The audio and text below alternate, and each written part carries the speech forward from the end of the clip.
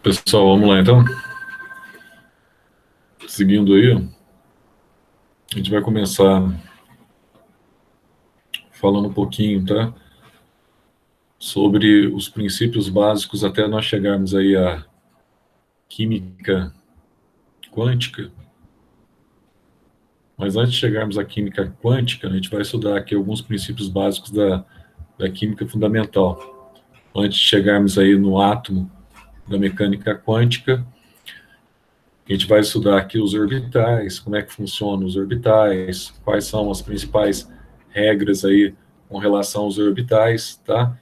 Antes de chegarmos nessa parte, nós vamos ver aqui alguns princípios básicos aí que gerenciam a química atual. Então a gente vai ter a oportunidade de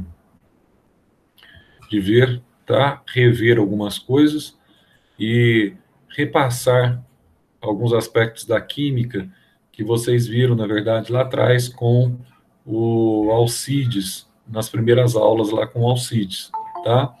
Então, como vocês viram nas primeiras aulas com o Alcides, vocês verão agora essas primeiras aulas aí que são básicas, que já havia uma intenção mesmo de pedir isso, sobre isso na prova, os modelos, mas de uma forma bem rápida, bem dinâmica, para a gente ganhar aqui, tá, tempo e para a gente entrar naquilo que mais nos interessa, no caso aqui, sobre a química, tá? A química atual. Então, vamos sair um pouquinho aqui nessa questão da mecânica quântica, que a gente vai estudar a parte que define os orbitais elétricos, tá? Os orbitais, a parte mais concêntrica, digamos assim, a parte mais atual, as teorias mais atuais sobre esse assunto. A gente vai entender esses modelos mais atuais que envolvem as hipóteses do século XX com relação ao modelo atômico. Mas antes de entrarmos nessa parte de modelo, tá, atômico, de modelo mais atual, para nós estudarmos aí o subnível, estudarmos os orbitais, estudarmos aí o subnível secundário, a gente vai dar uma olhadinha, uma repassada, então, um pequeno resumo aqui que a gente vai ter, tá? Das aulas que nós vimos aí anteriormente, a gente vai dar uma repassada no material que eu passei para vocês ontem. E esse material que eu passei para vocês ontem, ele vai estar no... acho que eu passei no Google, né? Tá aqui o material. Eu vou só projetar esse material para vocês aí, para ficar aberto. É que aqui às vezes demora um pouquinho, porque aqui é diferente do Zoom. O Zoom é mais prático. Aí eu acho que já apareceu para vocês aí, né? Compartilhamento da tela. Se não apareceu, vai entrar aí, ó. A gente vai ver aqui alguns tópicos interessantes da química que são imprescindíveis para vocês. Primeiro, se tratando aqui do átomo, do número atômico, tá? Do número de massa, elemento químico, que é algo bastante simples, é algo que indiretamente você vai se deparar na prova com situações que envolvam, muitas vezes, nomenclatura de isóbaro, isótono, tá? E átomos também que apresentam o mesmo número atômico, que é o isótopo. Então, vocês vão se deparar muito com essas nomenclaturas na prova, ainda que não diretamente, muitas vezes, a questão, mas você vai ter que saber o que é isso para resolver a questão. Então, você tem que prestar atenção em alguns detalhes aqui. Vamos fazer um pequeno resuminho aqui, ó, nessa parte inicial da química. A gente vai chamar isso aqui de semana básica, tá? Semana básica da química, para que a gente possa depois entrar em temas mais complexos, relacionados aí à química. Então, nessa semana básica aqui, ó, primeira coisa, vamos entender aqui as teorias que nós temos hoje, tá? Que nós chamamos de teorias atômicas. Lembrando vocês que no início, cerca de 400 anos antes de Cristo, houve uma divergência com relação à divisão da matéria. Se a matéria podia ou não ser dividida, podia ou não ser fragmentada. Aí, basicamente, você teve duas linhas e dois pensamentos. Um pensamento que era pautado naquilo que Aristóteles pensava, tá? E o Aristóteles, grande pensador grego, ele defendia que a matéria, na verdade, ela não podia ser fragmentada, tá? Que a matéria, ele defendia a continuidade da matéria, dizendo que a matéria, na verdade, ela era formada pela modificação básica de 4 elementos essenciais. Aí, quais seriam esses elementos? Então, você teria terra, fogo, ar e água. Então, na verdade, você tinha uma transformação desses elementos, e a partir da transformação desses elementos, você tinha a modificação do estado físico da matéria. E ao ter essa modificação do estado físico da matéria, pela transformação desses elementos, você tinha, então, a totalidade de matérias que nós temos hoje no globo. Então, ele defendia que a matéria não podia ser fragmentada, ou seja, esse pensamento aristotélico perdurou cerca de 2.000 anos, até que foi adotado e consolidado, inclusive, pela Igreja Católica, né, que não aceitava qualquer outra ideia que fosse diferente das ideias propostas, muitas vezes, por Aristóteles, ou das ideias que ele defendia no passado. Até que, naquela época dele, houve um pensamento também, que era um pensamento adequado, que é o pensamento de Demócrito e Leucipo, e tanto Demócrito quanto Leucipo, ele dizia o seguinte, esse barulho do seu teclado está me atrapalhando, viu? Bastante. Tanto Demócrito quanto Leucipo, ele dizia o seguinte, um detalhe interessante que ele dizia que a matéria podia ser fragmentada em pequenas partículas indivisíveis, e essas partículas indivisíveis foram conhecidas, então, como átomos.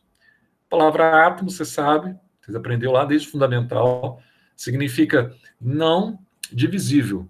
Então, átomo do grego, não divisível.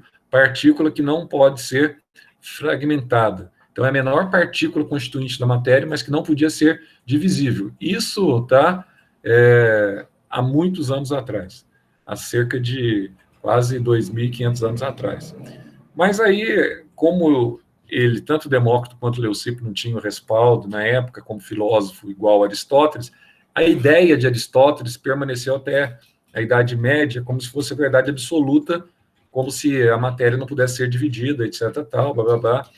Até que, nos idos do século XVI para o século XVII, você tem, então, o surgimento de alguns pais da química moderna, tá?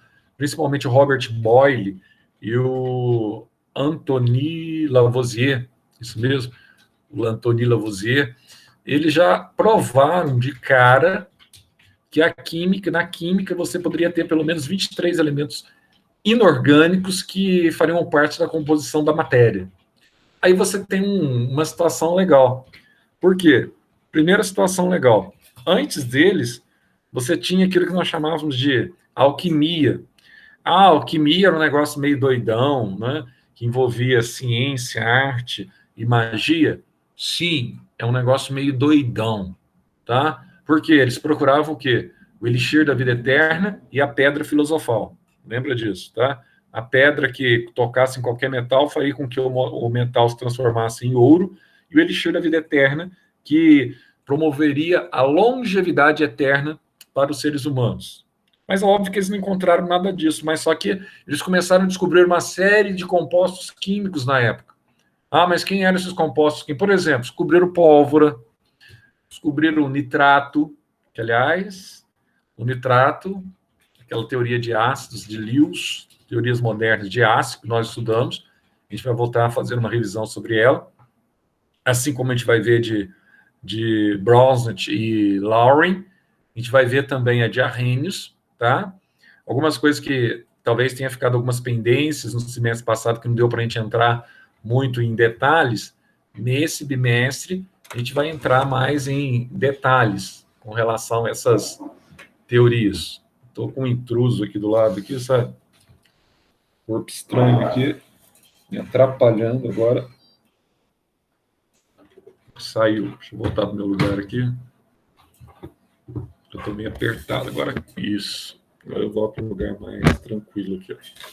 Bom, a gente vai ter a oportunidade de estudar essas teorias, estudar as teorias pertinentes também à química orgânica, tá?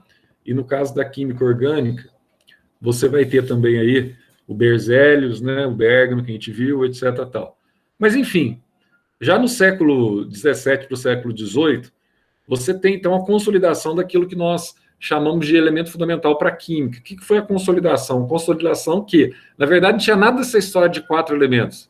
Pelo menos 23 elementos Boyle e Lavoisier provam que existem, tá, na forma inorgânica na natureza, que pode ser utilizado como componentes da matéria. Pelo menos 23, e eles comprovaram isso. Então, toda aquela teoria anterior caiu por terra. Já era, neném. Ó, tchau. Aí, beleza. Como essa teoria caiu por terra, você começa, então, com as teorias mais modernas. E é a partir daí, um elemento fundamental na química que vai cair sobre as propriedades periódicas e aperiódicas na prova de vocês, é sobre o que mesmo, Marcelo? Esse elemento fundamental que vai cair na prova de vocês? Que elemento fundamental, meu querido? Sobre propriedades periódicas e aperiódicas. O que é isso mesmo? Tabela periódica. Isso cai. Lembra disso aí? Das tabelas, aquela aula sobre tabela periódica, a gente vai rever até uns detalhezinhos bem infantis, porque é nos detalhes infantis que vocês podem cair em pegadinha nessa prova. Então, eles são os precursores de determinar os elementos químicos, e desses elementos químicos foram, então, definidos depois as tabelas periódicas. A gente viu lá de Niederman, até chegar na tabela de Moseley, tá? Que é a tabela que Mendeleev, até chegar em Mondesley,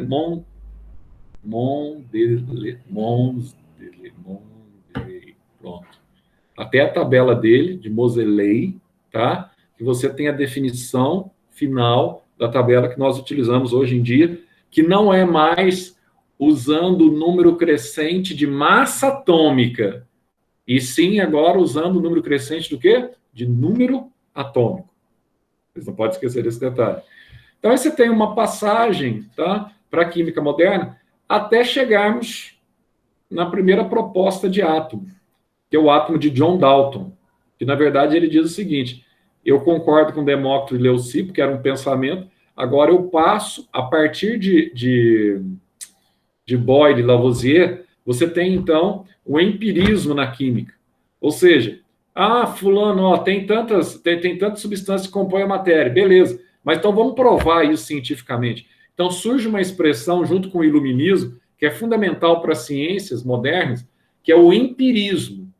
Eu creio nisso, isso é prático, isso funciona quimicamente, o princípio ativo funciona ou não?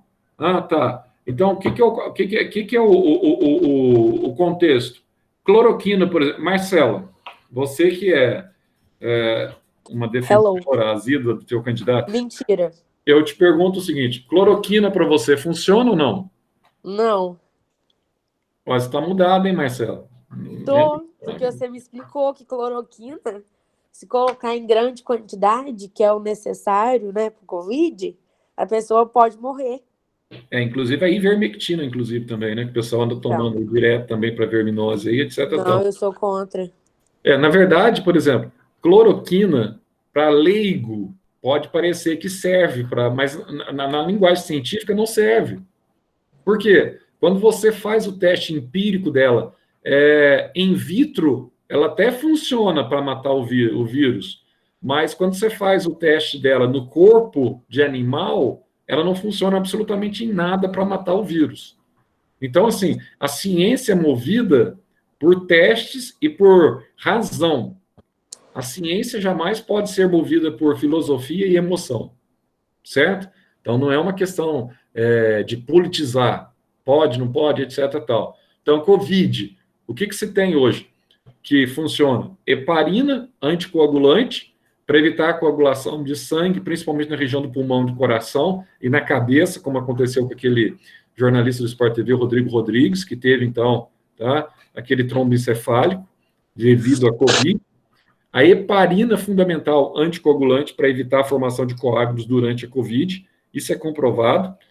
Você tem um retroviral, isso, um retroviral que tem, tanto que os Estados Unidos comprou o estoque, a Europa compraram o estoque de toda a indústria farmacêutica do mundo, que é o Remdesivir, tem esse retroviral, só que aqui no Brasil, para chegar isso é complicado por causa do preço, ainda mais para distribuir pelo SUS. E você tem a dexametasona para pacientes intubados como um anti-inflamatório que é utilizado. Mas é muito pouco. É muito pouco. Você não tem nada parecido como no H1N1, que surgiu, por exemplo, o Tamiflu, que era específico para o H1N1, que é um retroviral. Muito pouco. Eu não sei se vocês têm ouvido e têm acompanhado na mídia aí, a questão da vacina. Agora eles já estão esperando aí. A Rússia diz que vai ter uma vacina para outubro, para vacinar em massa, né? Tudo conversa fiada, né? Só para gerar expectativa. Mas, com relação à vacina, a grande dificuldade é o seguinte: a cobertura dela vai ser para 3 meses, 6 meses ou 1 ano. Essa é a primeira dificuldade. Porque as pessoas que têm Covid, elas produzem, então, anticorpos no organismo para 3 meses. Para 3 meses. E não para 6 meses. Ô, Então, Zé, você acha que essa assim, vacina está sendo produzida mesmo? Vai tá sair esse desenvolvido. ano? Não, tá. Tem, por exemplo, a de Oxford e a chinesa está no 3º estágio já. Essa russa que eles divulgaram ontem aí já é conversa, estão no 1º estágio, tá? Agora, como eles são loucos lá, tudo fechado também, né? Então, se eles resolver, como é que fala, imunizar a população sem nenhum padrão, pode provocar uma letalidade lá violenta sem divulgar para o mundo também, que eles são bem capazes de fazer isso, né? O Putin, ele é especialista nessa questão. Bom, para ter uma vacina mesmo em situação para ser utilizada, nas melhores hipóteses, espera-se que seja essa vacina até junho do ano que vem. Para chegar Junho? junho do ano que vem. Para começar o processo de imunização, porque não basta você ter a vacina formada, você tem que ter a testagem dessa vacina. Aí surge toda essa expectativa de algo ainda que está um pouco distante, né? Mas que nós vamos chegar lá. Agora, mesmo em junho, para quanto tempo vai demorar essa imunização? É outra conversa. Mas se for em junho do ano que vem, você vai ter uma vacina feita em 1 ano e meio. 1 ano e meio. Vai ser o recorde da história da medicina. Eu já falei para vocês que a vacina mais rápida na história da medicina foi uma vacina para cachumba, tá? Que foi feita em 4 anos. Essa foi a mais rápida na história. Demorou 4 anos para ficar pronta e para ser utilizada. Por enquanto, a gente vai, então, contando com o nosso sistema imunitário. Voltando aqui. Então, em John Dalton, ele resgata o pensamento de Leucipo e Demócrito. Cuidado para você não... Porque daqui para frente que o negócio pega. Ele resgata o pensamento de Leucipo e Demócrito, só que, tá? Ele tenta provar através de um modelo científico, só que ele vai propor, então, os modelos atômicos. Aí propõe um modelo que o átomo, que até hoje é uma estrutura praticamente invisível, que você vê só o rastro luminoso energético dele, que o átomo era uma bola maciça, semelhante a uma bola maciça de bilhar, que era indestrutível, indivisível. Esse é o conceito que ele apresenta. Só que agora, diferente de Demócrito e Leucipo, isso não está mais apenas no campo das ideias, no campo da filosofia. Agora nós estamos no campo da ciência. Ele está propondo um modelo novo. E diante desse modelo novo, nós temos o que nós chamamos hoje de átomo natural. Tá? O modelo dele estava errado. Daqui a pouco a gente vai falar sobre a ampola de Crookes. Em 1876, que Crookes provou que descaracterizou por completo a teoria de John Dalton. A gente vai falar sobre isso. Mas olha só, hoje nós já sabemos, antes da gente entrar em mecânica quântica, que o átomo ele é subdividido, e tome nota e fique esperto com relação a essa questão. Ele é subdividido em partículas, em subatômicas, que nós chamamos. Então você tem aqui, tá? Os prótons positivos, elétrons negativos, e você tem os nêutrons negativos. Os nêutrons, cargas neutras. Nossa, mas isso aí é óbvio, né, Zé? Mas o problema é que você hoje tem de subdivisões, tá? Eu tenho subdivisões? Eu tenho os quarks, tá? Eu tenho os quarks up, eu tenho os quarks down, eu tenho, que a gente vai ver também ao longo dessas aulas, eu tenho também, tá? Os leptons.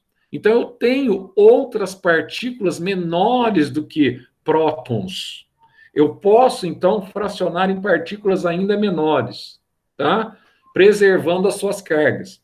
E quando você olha hoje, nos modelos atômicos, nós temos essa condição aqui, a partir do modelo proposto por Rutherford Bohr, tá? Você tem, então, um núcleo central e você tem, então, uma coroa eletrosfera Esse núcleo central você tem, então, a maior parte da massa atômica. Então, uma coisa que você já pode ir guardando.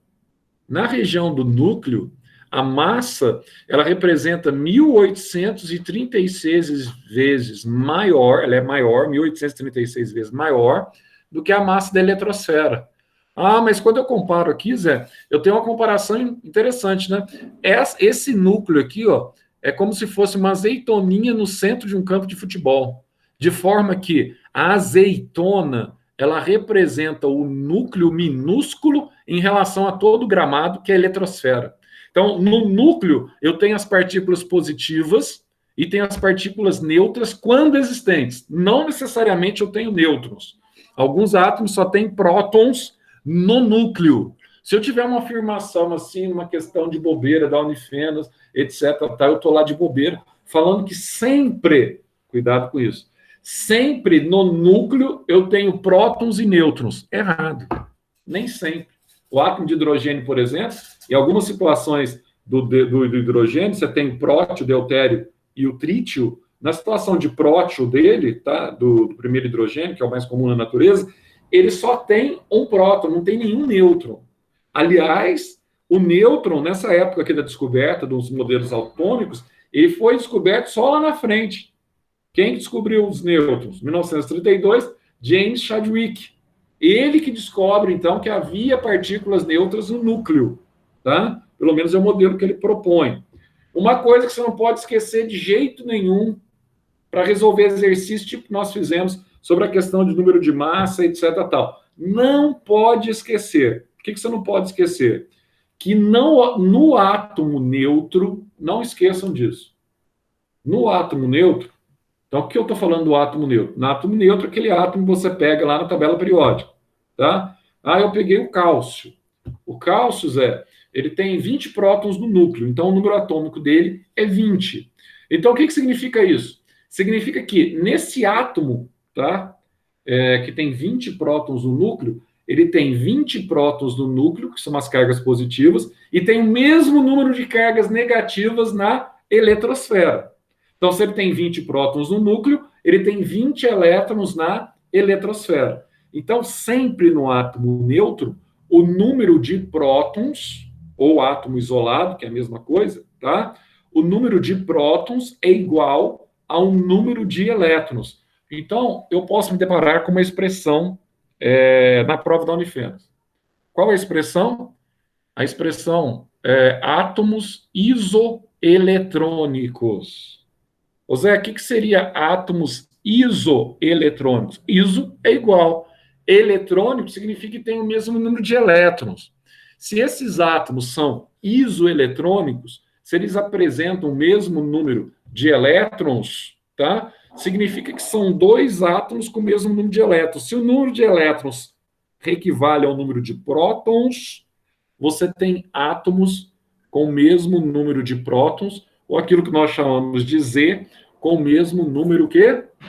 Atômico, tá? O mesmo número do núcleo. Ah, então, Zé, que legal. Eu tenho um núcleo pequenininho e uma eletrosfera gigante. Só que a maior massa dele está no núcleo e representa 1.836 vezes maior do que toda essa massa de elétrons. Então, a massa do elétron, então, é muito pequena, né, Zé? É bastante pequena, tá? Mas aí você lembra lá, Marcela, da constante de Faraday. Lembra lá? Sim. Faraday. Então, essa constante de Faraday aí faz uma analogia com a carga do elétron, né? A carga do elétron, 1,6 vezes 10 a menos 19 coulomb, tá? Que a gente vai ver lá na termo eletroquímica, nas pilhas, tá? A gente vai chegar lá. Então, aí você tem o estado isolado. E aqui, ó, nós vamos ter aqui as situações que nós temos aqui. Isso aqui é aula de bebezinho, de maternal. Então, vamos começar, então, nos princípios elementares, para a gente desenvolver depois os princípios mais complexos da química. Mas vamos passar por esses princípios só para vocês terem uma revisão. Então, essa apostila que eu estou projetando aqui para vocês, vocês têm essa apostila, tá, que eu mandei para vocês ontem. Lá no grupo do cursinho, essa apostila está aí para vocês. Então, vamos lá. Número atômico, e número de massa. Então, duas coisas que você tem que guardar, que eu acabei de falar.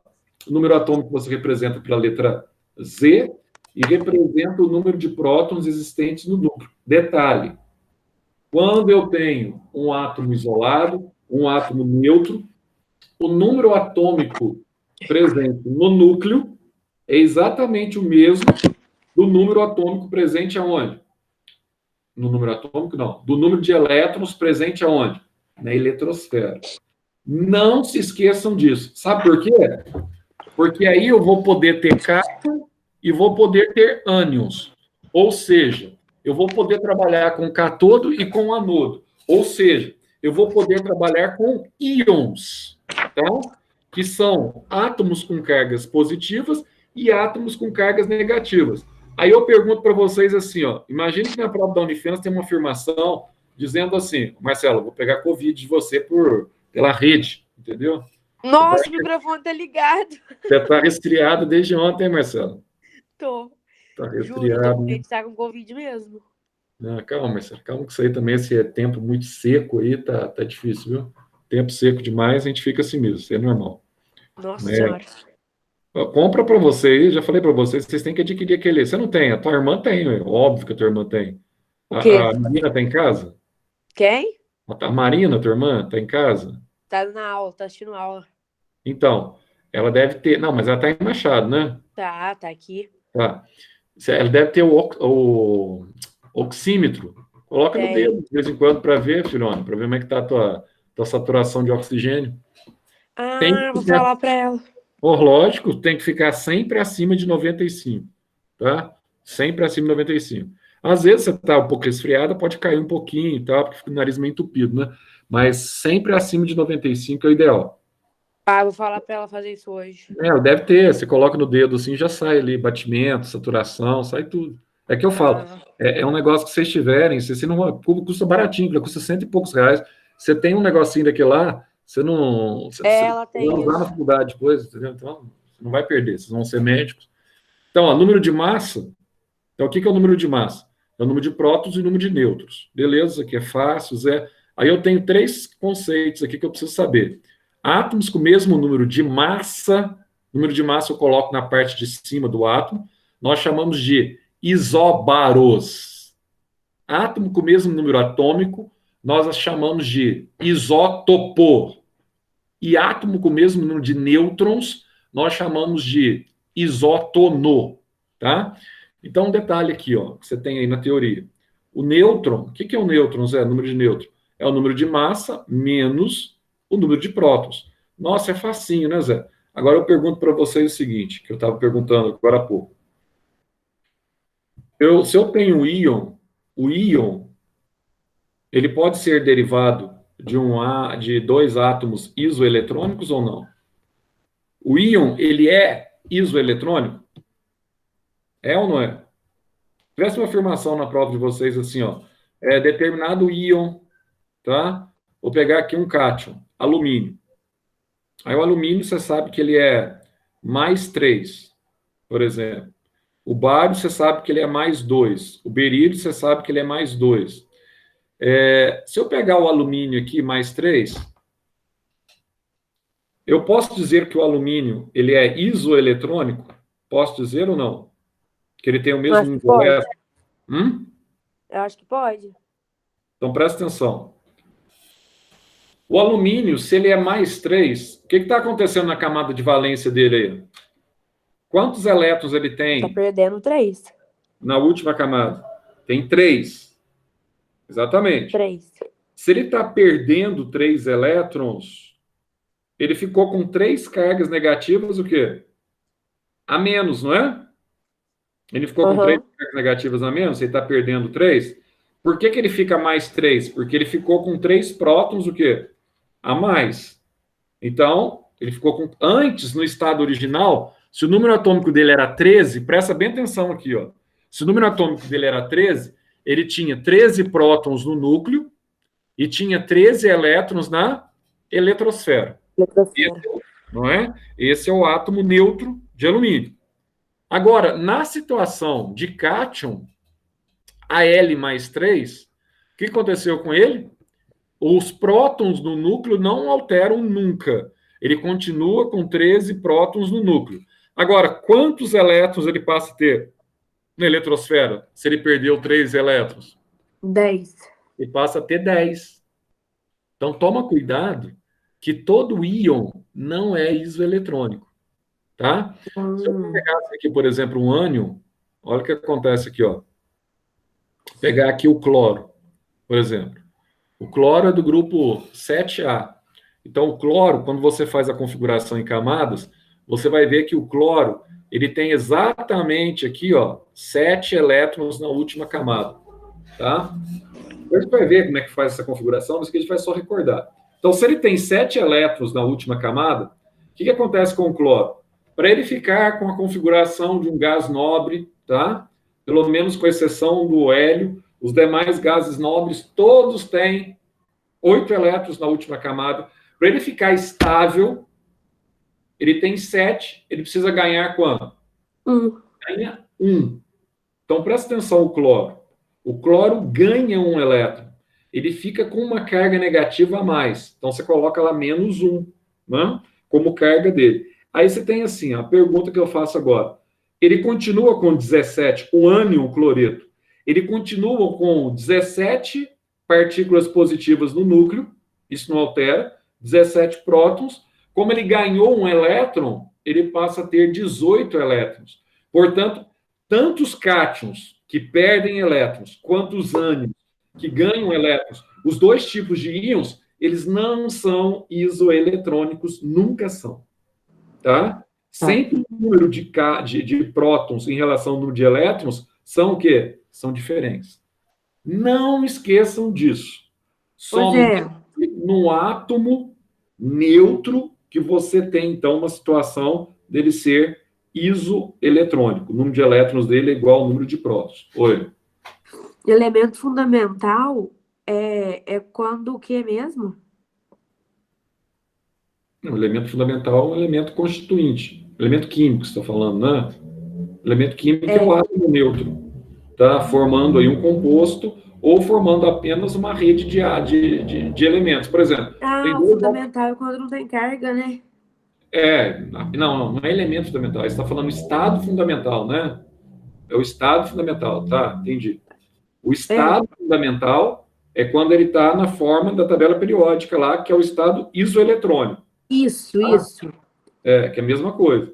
Então, a gente usa ou estado neutro ou estado fundamental, tá? Agora, elemento fundamental é o componente fundamental de uma determinada substância, certo? Esse é o elemento fundamental.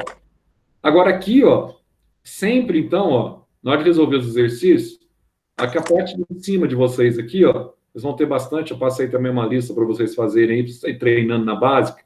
Aqui, ó, representa a massa, você coloca em cima, e representa o número atômico aqui embaixo. E no centro aqui, ó, alguns aparecem aqui também com o número, né, de nêutrons aqui no meio, no centro. Por quê? É só subtrair aqui, ó, a massa menos o número atômico, que eu tenho aqui o número de nêutrons no centro. Então, 9 menos 4, eu vou ter aqui 5, tá? Direto. Então, tá aí. Outra coisa que a gente vai ver aqui, ó. Mas isso aqui não é interessante, isso aqui não tem nada de mais. Aqui você tem alguns exercícios bem facinhos. Com isso, a Marielle não resolveu. Uai, eu não vi em que classificação que a Marielle ficou. Eu também não sei se ela está aguardando alguma coisa. Marielle... Eu acho que ela saiu mesmo, porque eu não vi o nome dela. Eu acho que ela passou, Zé. A Marielle passou? Eu tenho quase certeza que ela passou. Mas aqui na Unifenas mesmo? Aham, na Unifenas. Não, ela não passou, não. Ela nem jogou a nota. Ué, sério? Aham. Ué, eu vi uma Marielle na lista, eu pensei que era ela. Não. Ué. Ela saiu do cursinho mesmo, Marina. Aham. Nossa. Muita gente desanimou, velho. Mas também não é para menos, né? Não é para menos. pelas circunstâncias, etc. Tal. Tá Aquela louco. expectativa, dor de barriga de cá, dor de barriga de lá, agora vai, e não vai, e muda a data, e agora vai para julho e não vai, e o negócio só piorando, não tem jeito. Mas Sério ninguém, mesmo? nessa questão aí, ninguém tem culpa, Ô, né? Zé, Oi.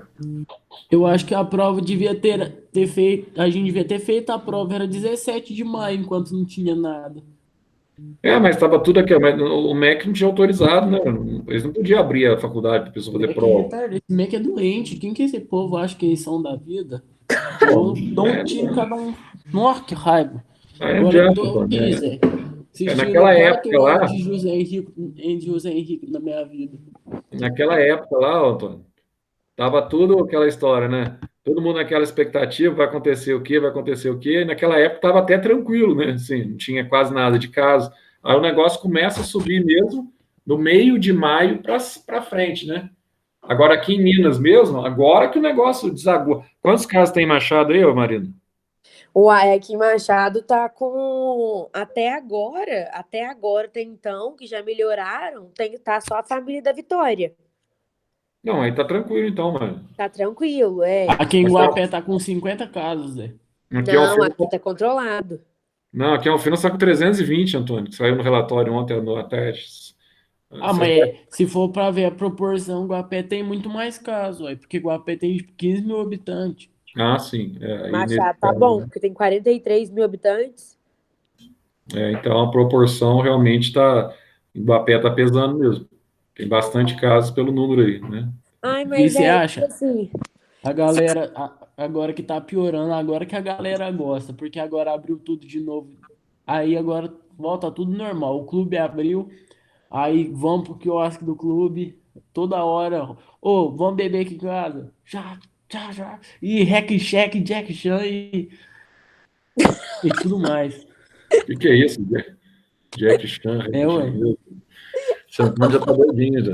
E você junto lá, né, Antônio? Ué, claro, não perco uma. Você junto. Mas o problema tá nisso. Tipo assim, se a gente tivesse de lockdown, tipo, ninguém saindo mesmo, tudo bem, não teria como fazer vestibular. Mas agora o povo tá tudo saindo, não tem ninguém nem aí. Eu acho que tem que fazer essa prova com 5 alunos na sala de aula, não vai dar diferença nenhuma. Isso que eu Mas fico aí, puta. aí é o seguinte, tem que torcer para um detalhe. Se der certo, por exemplo, de fazer o Enem, realmente tiver a prova do Enem, se tiver, que eu não tenho certeza, assim, eu não acredito muito que vai, sei lá, mas vamos Eu que acho que tenha, vai ter tudo com máscara. eu acho que vai ter, não, isso aí já foi definido, inclusive, né, como pré-requisito do Enem, É, etc. Tal. Mas se der certo para se fazer a prova do Enem em janeiro, obviamente a Unifenas pode aplicar a prova em janeiro, é. certo? Se der certo. Então, assim, se não der essa prova do Enem, a outra data deve ser para março.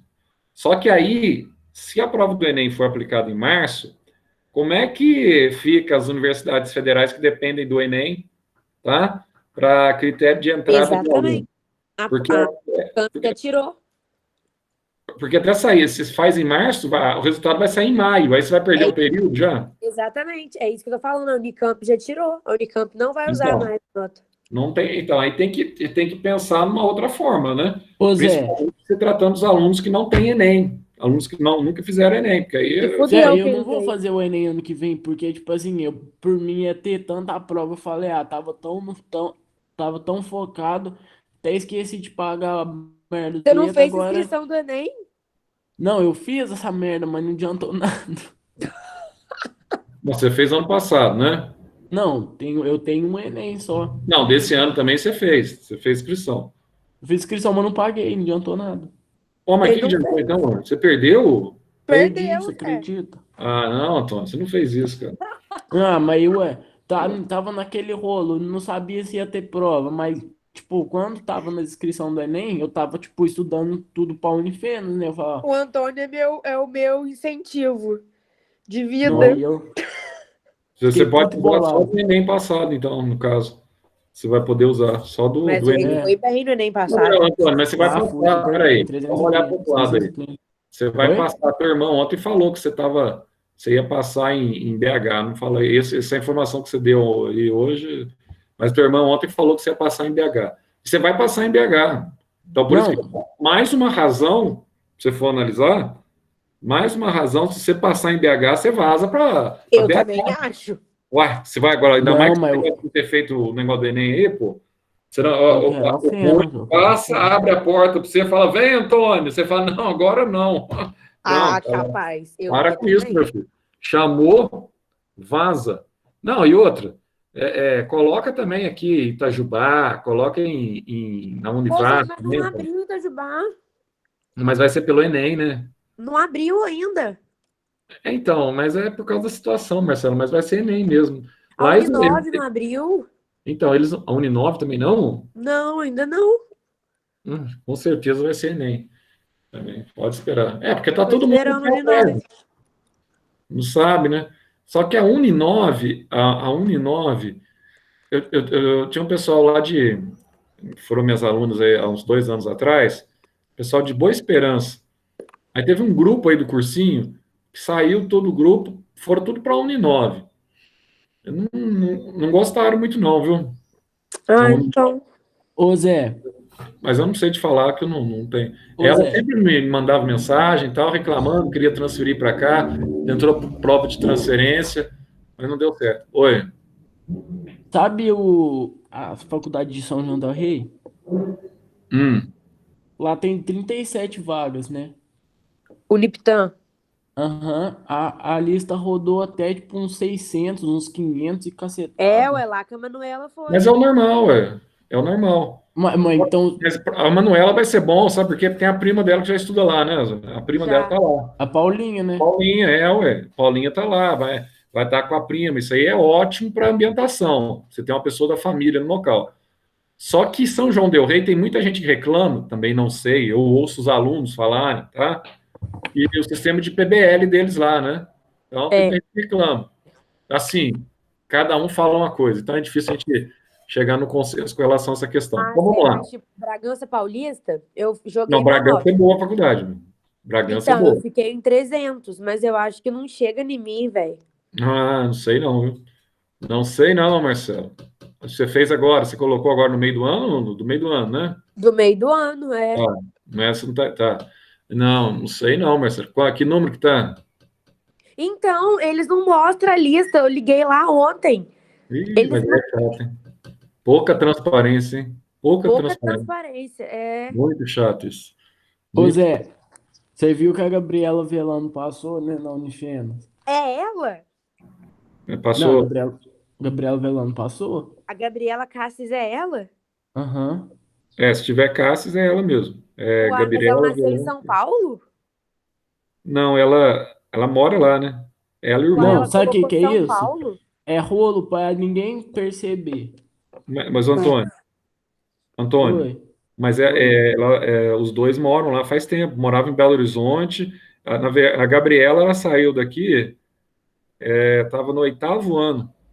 Ela foi para BH, completou lá o fundamental, médio, e o irmão saiu, João Vitor, saiu no 9º ano, quando eles Ah, foram. mas foi nota do Enem. Eu acho que não tem tramóia, não. Sério mesmo, ela Agora, deve ter ido bem. agora eles estão lá Agora que eu em. acho que tem tramóia. Agora que eles estão lá em São Paulo mesmo.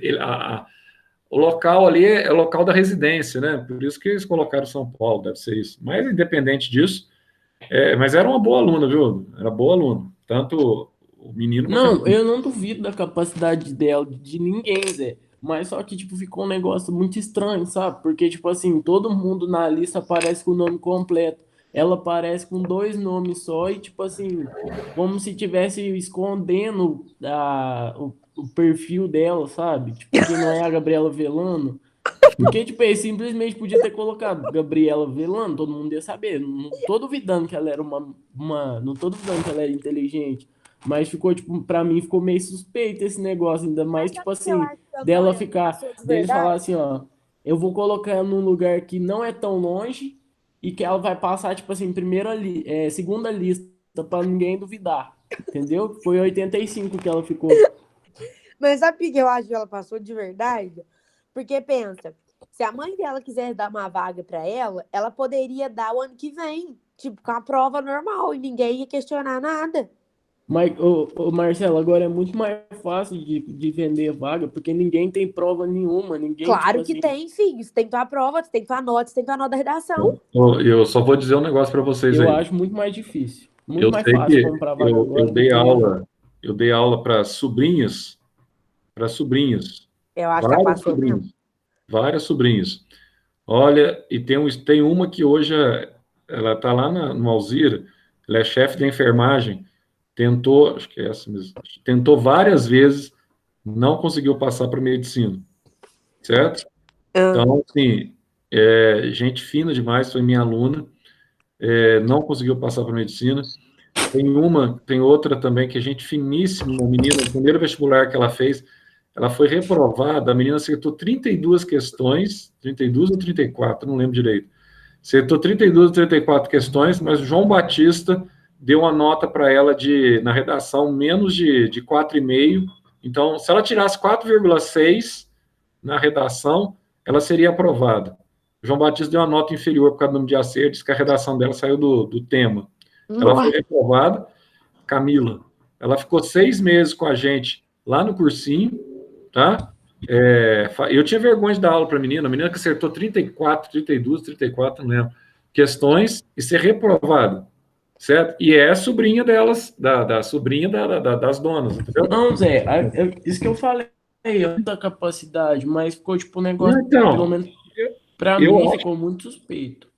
Então, você falar para mim assim que antigamente tinha muito essa questão aí, pessoas que entravam com ponto, quadrilha, etc tal, pode ser que até havia, mas e depois a universidade começou a coibir essas questões. Mas fora do âmbito de participação da universidade, tem nada a ver com a universidade. Essa história é tudo lenda, vender vaga, essas coisas assim, não existe Ah, essa Zé, questão. tem dó. Não, então, vende vaga através de quadrilha ofereceu para você de forma ilícita entrar, porque o João Batista mesmo conta aí que foi pego a menina uma vez no vestibular lá não sei se é em Curitiba, que estava tendo, a menina estava com um micro celular dentro da vagina. Nossa Senhora. Pediu para ir no banheiro, aí pegaram, pergunta para o João Batista que ele conta a história para vocês. Então, Talvez. ela ia no banheiro, ligava, e o indivíduo que estava do outro lado da linha passava as informações. Isso Ô, aí Zé, existe em qualquer lugar do Brasil, mas vender, por dinheiro, até porque esse povo não precisa de dinheiro, você sabe disso. Oi. e eu que comecei a chorar na aula do João Batista, te contei? Não, Marcelo. Comecei, ele tava falando que a gente tinha achado, tal, né, que infelizmente cancelou a prova. Aí ele falou assim pra mim, ó, Marcela, não fica nervosa não, você tava prontinha pra poder passar. Ah, Zé, por que ele falou isso? Aí você chorou. Aí piorou Ele mais também, ainda. mas Aí piorou mais ainda. Em vez de ele tinha que ter falado assim, não, Marcelo, é bom que você tem mais um tempo para estudar, tal. Então, vamos lá. comecei a chorar, não consegui O João controlar. é doido. Olha só, para interpretar a grande maioria dos processos químicos, é suficiente considerar o átomo como sendo constituído por apenas 3 partículas. Olha, o próton, o nêutron e o elétron. Essas 3 partículas não estão distribuídas ao acaso. Elas interagem entre si e essa interação produz um conjunto organizado, que é o átomo. A respeito do átomo, é correto afirmar. Vamos lá, então. Prótons e nêutrons são encontrados no núcleo, beleza? Então, prótons e nêutrons estão apenas no núcleo, que é a parte do átomo com carga elétrica positiva. Tá? Carga elétrica positiva, porque o próton é positivo, o nêutron é nulo, é neutro. Então, nulo com positivo dá positivo. E que contém praticamente toda a massa do átomo, beleza? Então, pode esperar questões desse estilo, assim, também na Unifenas, dos mais variados temas da química, tá? 1, 2, o que vocês já fizeram, inclusive, a gente vai fazer de novo com vocês alguns simulados aí, vocês vão ter a oportunidade de fazer simulados.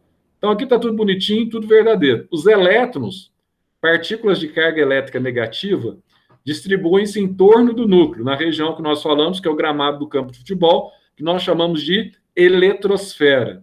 Tá? Agora, tem o seguinte, se o número de elétrons em um átomo for igual ao número de prótons, olha só, É aquilo que a Marcela estava falando, que eu estava mencionando, tá? O átomo será o quê?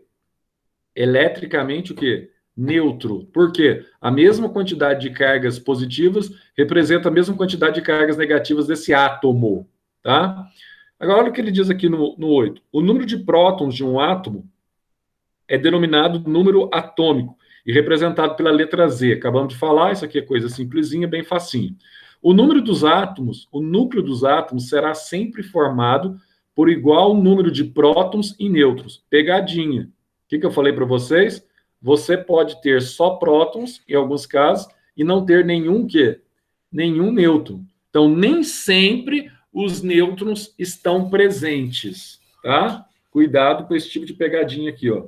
Aí vai dizer assim, ó, a soma dos números de prótons e nêutrons de um átomo é conhecido como número de massa. Então, A, que é o número de massa, é igual a Z mais N. Então, bem facinho, bem tranquilo. Aí, no segundo exercício aqui, ó, ele vai dizer assim, ó, o elétron foi descoberto, a gente vai falar sobre ele agora, em 1897, vamos ver os experimentos que levaram à descoberta do Thomson, tá? Em 1897, uma coisa que a gente vai trabalhar bastante também nessas aulas aí, eu já vou passar para vocês aqui a lista, depois dessa aula aí, qualquer coisa você me lembra, Marcelo, se eu esquecer, porque eu falo as coisas depois, eu tô velho, genética de populações, viu? Eu vou passar, me lembra que eu já vou mandar 2 listas de genética de populações para vocês aí. Graças a Deus. Não são aquelas listas... não, a gente vai ter o quartinho do reviver, né? É necessário, né, gente? Restaurar o que a gente fazer as revisões. Vai que cola essa questão da Unifenas mesmo aí. E outra coisa, se houver a prova da Unifenas, eu tenho certeza que todos vocês dessa vez vão passar.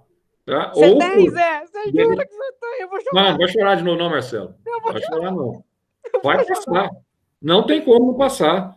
Nem que foi, porque nessa loucura que está aí, crise econômica, lista rodando, nem se não for na primeira lista, mas que vocês vão entrar. Estudando. Hã? Eu estudando. E Zé, eu não posso falar pro meu pai que eu tô nervosa mais. Ele me xinga. Também não adianta. Isso aí não adianta. Eu não posso mais. Você acaba colocando pressão sobre ele também, que não pode fazer nada com relação ao Ô, Zé, eu não tô nervoso, eu tô bolado. Não, mas foca no negócio agora. Foca em 2 coisas. Primeiro, passar em BH, se não der certo, você vai passar também. Tá? Se tiver a prova. Então, vamos por aí, vamos por parte. Vamos focar naquilo que é fundamental. Olha só, o elétron foi descoberto em 1897 por J.J. Thomson. Em 1886, o físico alemão Eugene Goldstein criou um tubo e observou que, quando ocorriam descargas elétricas, vou falar agora sobre isso aqui, através de um tubo contendo gás rarefeito, que é a ampola de Crookes, surgiam raios que apresentavam massa e cargas elétricas positivas. Então, ó, raios que apresentavam massas e cargas elétricas positivas. Esses raios foram denominados raios canais. Raios canais, você tem que saber isso para a prova, são os raios anódicos. Toma cuidado com isso aqui. Isso aqui não são os raios catódicos, tá? Então, vamos lá. Aí ele vai dizer assim, ó. Posteriormente, o inglês Ernest Rutherford verificou que os raios canais originários do hidrogênio possuíam a menor carga positiva conhecida até então. Essa unidade eletricamente carregada positivamente deu-se o nome, então, de prótons. Então, os raios que partiam do anodo, os raios canais, ou os raios que nós chamamos de raios anódicos, que partiam do anodo, eles ficaram, então, conhecidos por terem cargas positivas, que é o diferente do elétron da ampola de Crookes. Aí diz assim, o nêutron foi descoberto em 1932 por James Chadwick. Então, tá aí. A seguir, a representação. Então, aqui eu tenho, ó, em cima, tenho 3 átomos do mesmo elemento químico, do elemento X. Então, aqui eu tenho o número de massa, o número de prótons, tá? 3, 2, 4, 2, 5, 2, tá? Agora, dá uma olhadinha aqui. Olha o que ele está dizendo aqui, ó. A seguinte representação refere-se a átomos com o quê? O que eles têm em similaridade aqui, ó? Então, note o seguinte, ó. Se ele tem o mesmo número atômico embaixo, todos eles são do mesmo elemento químico, eles têm o mesmo número atômico. se ele tem o mesmo número atômico, eles têm aqui o mesmo número de prótons no núcleo. Todos eles aqui têm 2 prótons no núcleo, tá? O que está alterando aqui, ó, é a massa deles. Então, esses átomos aqui têm o mesmo número de prótons. Se ele tem o mesmo número de prótons, a gente vai chamá-los de isótopos. Ou seja, isótopos são átomos com igual número de prótons. Então, eu marcaria aqui letra B. Tá certo? E aqui, ó, isso aqui você sabe que cai, né? Então, isso aqui nós falamos mais de uma vez para vocês. Ó, essa questãozinha aqui do estilo da Mackenzie, sabendo-se que 2 elementos químicos, ó, aqui eu tenho o elemento químico A e aqui eu tenho o elemento químico B. Então, o que você vai guardar para mim aqui, ó? Na parte de cima, eu tenho o valor da massa. Quanto que vale a massa do elemento A? Então, olha para cá. A massa do elemento A, o valor dela é 6x mais 8. Embaixo, aqui no pezinho, tá, do elemento A, eu tenho o número atômico. Quanto que vale o número atômico aqui, ó, o Z do elemento A? O Z do elemento A vale 3x mais 3. Eu lembro que exercício desse tipo aqui nós fizemos, inclusive, em aula, tá? E vocês têm aí na lista que eu vi aí para vocês, na outra lista, a lista cinza de exercício de química, vocês podem treinar em casa aí, tá? Até para quinta. Ó. E no elemento B, a massa dele vale 3x mais 20 e o número de prótons dele vale 2x mais 8, tá? Então, o que ele está falando aqui, ó? Que o elemento, os 2 elementos químicos A e B aqui apresentam o mesmo número de massa. Então, se eles apresentam o mesmo número de massa, eles são o que nós chamamos de isóbaros. Se eles são isóbaros, ó, eu vou igualar a massa de A com a massa de B. Nossa, Zé, que facinho. Se eu igualei a massa de A com a massa de B, eu vou pegar aqui, ó, 6x mais 8, que é igual a 3x mais 20, tá? Porque são isóbaros, ele está te dando aqui que o número de massa é igual. Aí você vai achar um valor aqui, ó, provisório de x. Então, aqui, ó, passa para lá. 12. 13, 12, vai dar 4, né? Então, você acha o valor, então, x igual a 4. Aí, pronto. Se você achou que x é igual a 4, todo o valor de x que você tem aqui, ó, você pode substituir por 4. Então, você vem aqui e coloca, ó, 6 vezes 4, 24, mais 8, 32. Ó, 3 vezes 8, 3 vezes 4, 12, mais 20, 32. Deu 32 aqui em cima e 32 aqui em cima. Aqui você tem, ó, 3 vezes 4, 12, com 3, 15. 2 vezes 4, 8, com 8, 16. Aí você pode resolver aqui, ó. Aí, ó. Aí ele vai te perguntar assim, ó. É correto afirmar que o número de nêutrons de A e o número atômico de B vai ser, então, ó. Então, aqui eu tenho, ó, 32 e 15 e 32 e 16. Então, o número de nêutrons de A é só eu pegar aqui, ó, 32 menos 15. Então, ó, A é igual a... ou o número de nêutrons é igual a A menos Z, 32 menos 15 dá 17, tá? E quer saber aqui o número atômico de B. Só olhar no pezinho aqui, ó, eu tenho o número atômico de B. Então, o número atômico de B é 16. Então, a alternativa correta aí seria 17 e 16. Tá? Zé, volta aí sim um pouquinho. Do que? Do exercício? Aí, não, do exercício mesmo, para eu ver a massa de B. Ah, não, você está falando desse aqui, né? Aqui. 3x mais 20. 3x mais 20. Então, exercício bastante fácil, tá?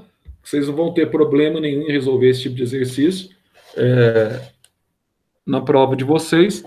Esse estilo que envolve aqui, tá? Isóbaro, isótopo, etc. Tal. Então, vamos lá.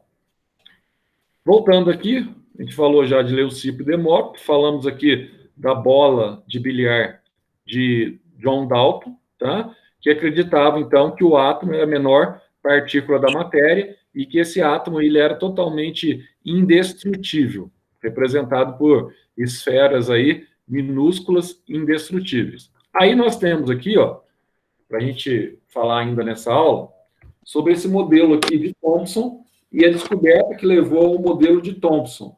Por quê? Porque o modelo de 1808 de John Dalton, ele vai então tornar-se obsoleto. Aí nós vamos ter aqui uma situação bastante interessante, e você vai ter alguns exercícios aí bastante interessantes sobre essa parte aqui que eu mandei para vocês, que são as aulas iniciais, que falam sobre a ampola de Crookes e falam sobre esse tipo de raios, que são raios que partem do catodo agora, não do anodo.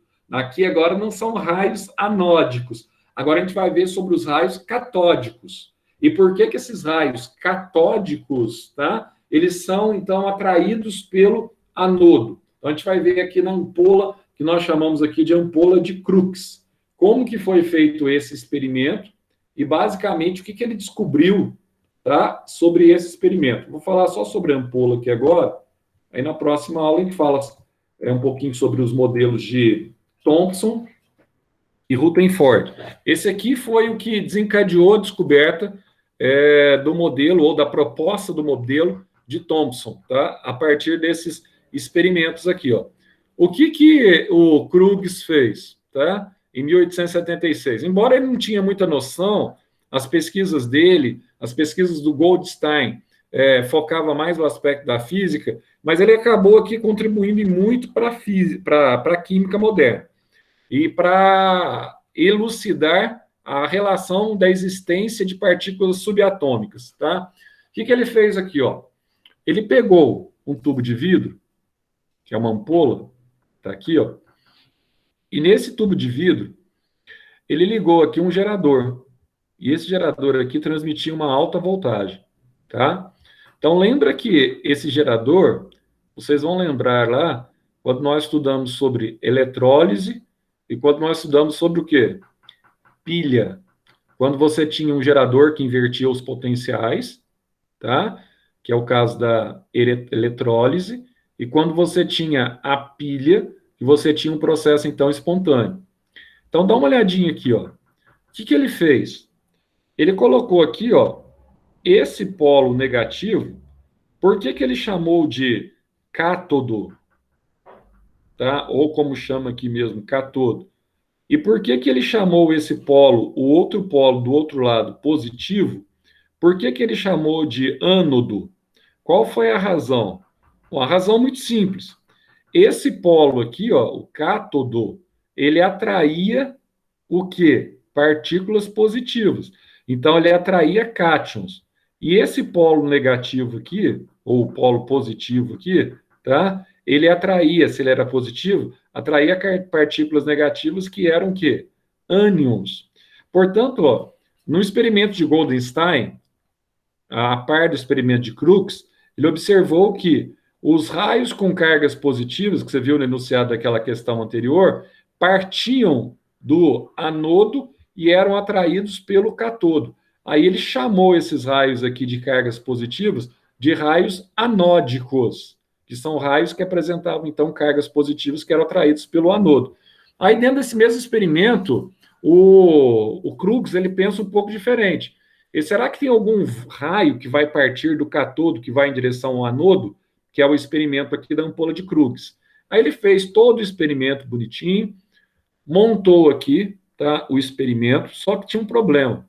Qual que era o problema aqui da ampola de Crookes? O problema é que, quando ele ligou, tá, uma alta tensão aqui, a princípio não aconteceu absolutamente nada quando ele colocou um gás normal aqui dentro, tá? Não tinha nada. Colocou um gás normal, ele não viu nada de diferente. Aí ele resolveu mudar. Ele resolveu colocar aqui dentro um gás que a gente chama de gás rarefeito, tá?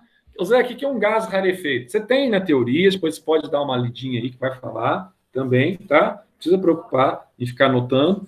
Mas você tem um gás aqui que nós chamamos de gás em alta pressão. Esse gás em alta pressão, ele representa, então, esse gás rarefeito, tá? Então, olha só, quando ele colocou esse gás rarefeito aqui dentro, em baixa pressão, eu falei alta pressão, tá errado, é baixa pressão, tá? É baixíssima pressão, na verdade, não alta, é baixíssima pressão. Quando ele colocou esse gás aqui dentro, quando ele ligou aqui, ó, a tensão elétrica dos dois polos, aí ele viu, começou a surgir aqui uma mancha verde, que parecia uma luz, e essa mancha verde, que parecia uma luz, ela migrava desse polo para esse polo. Aí ele achou essa mancha verde e falou assim: olha, mas essa mancha verde, aqui, ó, aqui dá para você enxergar a mancha, aqui dentro, ó. Essa mancha verde, o que será que essa mancha verde é? Aí ele ficou preocupado, falou assim: oh, mas será que ela conduz alguma coisa? Será que ela é uma mancha que tem a capacidade de conduzir matéria? Será que é uma mancha luminosa que tem, então, corpúsculos que podem conduzir matéria? Aí ele começou a fazer teste com essa mancha verde que surgia aqui dentro, tá? E essa mancha verde, ela era formada por raios que partiam do cátodo. Por isso que ele chama essa mancha de raios provenientes do cátodo e chama ela de raios catódicos. E uma coisa que ele começa a observar, que as propriedades dessa mancha verde, ela era muito parecida com as propriedades da luz. Então, primeiro, ela se propagava em forma que a gente chama aqui de forma retilínea, igualzinho à luz, que também é corpuscular, mas também é uma onda, se propaga, tá, em forma retilínea. Então, bom, ela se propaga em forma retilínea? Será que ela se propaga realmente em forma retilínea? Aí ele fez um teste, ó, ele colocou uma cruz aqui, ó, dentro da ampola e observou que essa luz, como se ela se propagasse de forma retilínea, ela formaria uma sombra aqui, ó, no vidro da ampola. E foi exatamente o que aconteceu. Então, se ela se propaga em forma retilínea, então isso aqui é como se fosse uma luz verde. E essa luz aqui, ela segue o princípio de propagação de fontes luminosas da física. Então, se ela segue esse princípio de propagação de fontes luminosas, é por isso que ela forma uma sombra aqui dessa cruz. Então, aqui nós temos o princípio retilíneo de propagação da luz. Ele falou, mas que interessante. Agora eu quero saber o seguinte, será que ela tem a mesma prerrogativa que a luz natural tem? Será que ela consegue transportar energia? Será que ela consegue transportar energia? Bom, a luz natural, ela consegue transportar fótons, energia através de micropacotes, que nós chamamos na física quântica, nós chamamos de fótons de luz. Agora, a grande questão é, será que esses fótons de luz ou são capazes, tá, esses fótons de luz, de movimentar matéria? Aí, olha só que detalhe interessante. O que ele fez? Ele colocou uma polia aqui dentro, tá? Ao colocar uma polia aqui dentro, ele começou a observar o seguinte, toda vez, tá, que essa massa se movimentava, partia do cátodo em direção ao anodo, essa polia era empurrada. Então ele falou assim, então nós temos ali uma espécie de corpúsculo com um pacote de energia que é capaz de empurrar matéria. Então ela responde aos princípios também da óptica geométrica, ou da óptica como ciência física para estudar aí os métodos de propagação da luz. Aí ele ficou observando isso, ele achou bastante interessante. Por fim, ele falou assim, será que ela responde à aproximação de um campo magnético? Aí o que ele fez? Ele pegou aqui placas de deflexão eletricamente carregadas, positivamente ou negativamente, ou seja, em outras palavras, ele pegou polos opostos de ímãs, tá? Quando ele aproximou aqui, ó, o polo positivo do ímã, ele via que o raio fazia isso aqui, ó, atraía, ó, o raio era atraído pelo polo positivo do ímã. E quando ele colocava o polo negativo do ímã, ele via que esse raio verde, que essa massa verde aqui, ó, era repelida pelo polo negativo. Aí falou assim, bom, peraí então, agora eu já tenho certeza.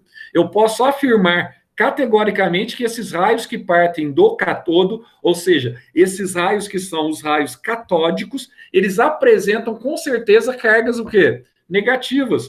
Por quê? Quando submetidos a um campo eletromagnético positivo, eles são atraídos. Quando submetidos a um campo eletromagnético negativos, eles são repelidos. Aí ele chamou de raios catódicos.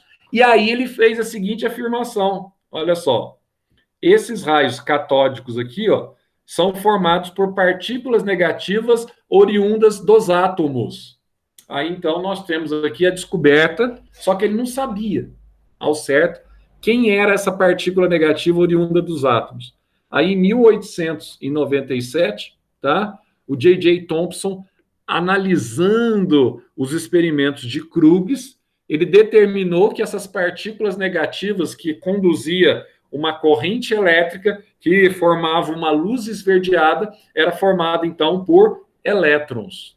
Então, o J.J. Thomson, além do modelo dele, que depois ficou obsoleto, que é o modelo atômico do pudim com passas, tá? Que a gente vai falar um pouquinho mais na próxima aula, mas além desse modelo, ele estabelece aqui uma conexão aqui, ó, fantástica.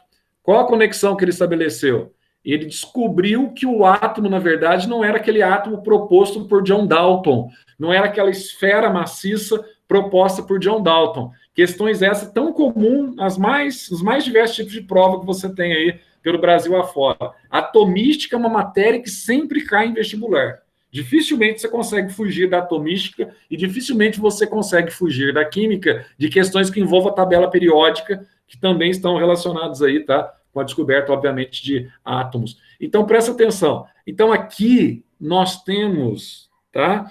Uma partícula negativa, que ele dá o nome de elétrons, e chama essa partícula de partícula menor do que o átomo. Então, isso prova que o átomo podia, sim, ser dividido, que tinha partículas menores subatômicas, conhecidas como elétron. E prova que Dalton estava errado ao dizer que era uma partícula indestrutível, que não podia ser destruída e que era a menor partícula da matéria. Então, ele estava completamente equivocado sobre isso, tá? Então, na próxima aula, a gente fala um pouquinho de Dalton, aliás, de Thomson, seguindo a partir daqui, e vamos falar um pouquinho também aqui, ó, tem umas questões legais aqui, ó, vamos falar um pouquinho também sobre esse indivíduo aqui, ó, Ernest Rutherford e Bohr. A gente fala rapidinho sobre isso, isso aqui é apenas uma revisão da semana inicial de Química, para a gente entrar nos temas os temas que os alunos, às vezes, costumam ter um pouco mais de dificuldade. Vamos dizer temas mais difíceis, não, porque desde que você aprenda, ele deixa de ser um tema difícil, tá? Passa a ser um tema extremamente fácil, desde que haja conciliação e aprendizado. Beleza, então? Está na hora do almoço, né? Se tiver alguma dúvida aí... Até que enfim, Zé. Ô, Zé. Oi. Eu tenho uma dúvida. Não é uma dúvida. É uma certeza. Não, você tem uma convicção. Você é um babaca. Você é um babaca. Muito babaca. Isso é uma convicção, meu caro Antônio. Não, isso é uma certeza. É uma razão universal, isso aí. Exato. Pessoal, abraço. Quinta-feira nos vemos. Gente. Tchau, tchau. Falou, babaca Henrique. Até mais. Falou, meu caro.